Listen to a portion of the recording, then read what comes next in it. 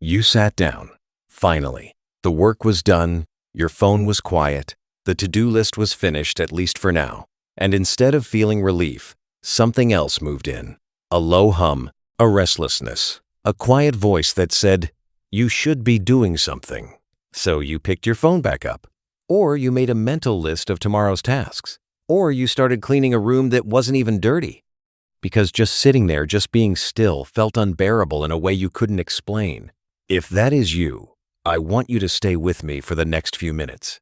Because what you are experiencing is not laziness in reverse. It is not some personality quirk. It is a very specific psychological pattern, one that researchers are only beginning to understand, and it traces back much further than your last deadline. Here is what nobody tells you about rest guilt. You are not afraid of doing nothing. You are afraid of what happens when you stop. Let's start with your nervous system, because that's where this actually lives. Your body has two primary operating modes. There is the sympathetic state, alert, activated, scanning for problems. And there is the parasympathetic state, the one designed for recovery, for digestion, for sleep, for genuine rest. Most people toggle between them naturally. But for some people, the transition never fully happens. When things go quiet, the nervous system doesn't read that as safe. It reads it as suspicious. Stillness doesn't feel like rest. It feels like the pause before something goes wrong. Psychologists have a name for this. They call it hypervigilance, a chronic activation state where the threat detection system stays online even when there is no threat. And here is the part that matters. You didn't choose this. Your nervous system learned it. Because here's the question worth asking. When did being still start feeling dangerous? For a lot of people who struggle to rest, the answer lives in a house they grew up in. Maybe it was a home where calm didn't mean safety. It meant the quiet before an argument broke out. Or a parent whose mood could shift without warning. And the only way to stay safe was to stay useful, to stay productive, to stay one step ahead of whatever might come next. Researchers studying early stress exposure call this a conditioned hyperarousal response. In plain English, your body learned that peace was a warning sign, not a reward, and so you adapted. You became the person who is always preparing, always producing, always ready, because readiness felt like the only real protection. And now you are an adult. The house is different. The danger isn't there anymore, but the nervous system never got the update. Here's where it gets measurable, and this is the part most people miss. A 2021 study published in Nature Human Behavior found that genuine cognitive rest isn't optional. It is the mechanism by which the brain consolidates memory, processes emotion, and generates creative insight. When you shortcut rest, you're not banking time.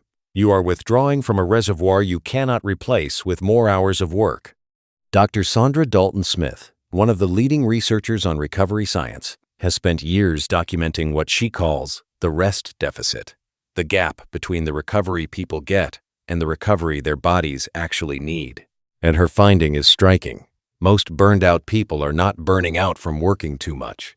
They are burning out because they have never genuinely recovered, not once. The sleep is there. The vacation might technically happen, but the nervous system never gets permission to fully land. And if you thought that was the whole picture, here is where it gets more complicated because the world you live in is not helping. Somewhere in the last decade, busyness became a personality. Being overwhelmed became a status signal. Researchers at the University of British Columbia studied what they called productivity, signaling the way people broadcast their workload as evidence of worth, and found that it has fundamentally changed how people relate to their own downtime. When rest is invisible and productivity is performed, the internal math becomes simple. Visible effort equals value. Stillness equals falling behind. And so even on a Saturday afternoon, even with nowhere to be, the guilt arrives right on schedule. Because part of you has absorbed the message that your worth is a function of your output. That belief did not appear from nowhere. For some of you, it came from a parent who only showed approval when you achieved something, a household where contribution was the price of belonging, a school system that graded your value in measurable increments. Over time, the identity and the productivity fuse together so completely that stepping away from one feels like losing the other. This is what psychologists call the productivity-identity merger.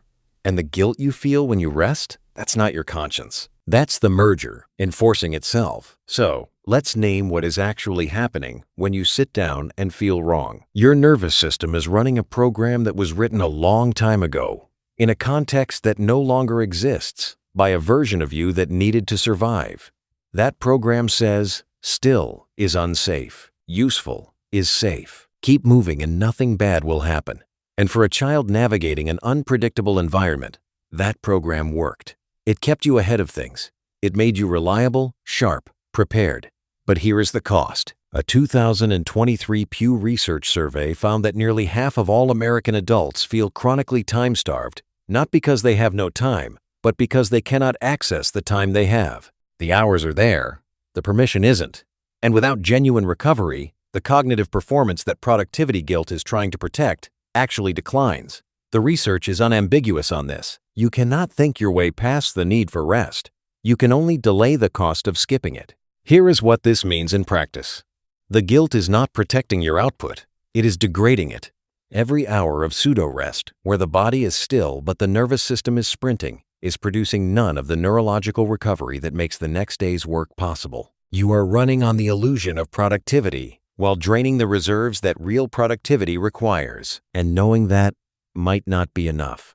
Because this isn't a logic problem. You already know rest is important. Knowing hasn't fixed it. That's because the solution isn't information. It is renegotiating the relationship between your identity and your stillness. The researchers who study this consistently point to one reframe that works. Rest is not the absence of productivity. Rest is the mechanism that makes productivity possible. That is not a motivational reframe. It is a biological description. Your brain does not consolidate learning during effort. It does it during recovery. Your best ideas do not come when you are grinding. They come in the shower, on a walk, in the quiet moment after you finally stopped pushing.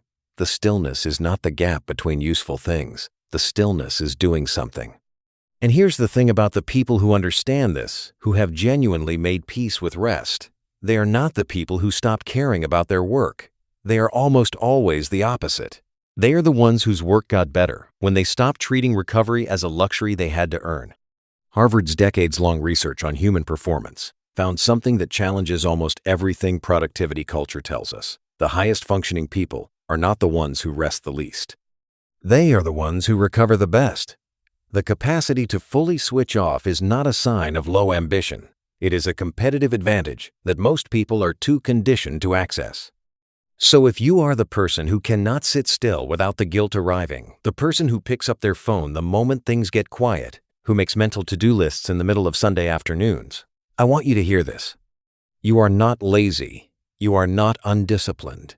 You are someone whose nervous system learned, in very specific and understandable circumstances, that peace was not safe, that earning your place required constant effort, that the moment you stopped being useful was the moment you became invisible. That was never true. It just felt true for long enough to become automatic. The stillness you keep running from is not emptiness. It is the version of your life that exists on the other side of that conditioned alarm. And every time you sit with the discomfort instead of reaching for the next task, you are not wasting time. You are rewriting a program that has been running since before you were old enough to question it. That is not weakness. That is some of the hardest and most important work a person can do. And the quiet, when you finally let it in, it is not waiting for something to go wrong. It is just quiet.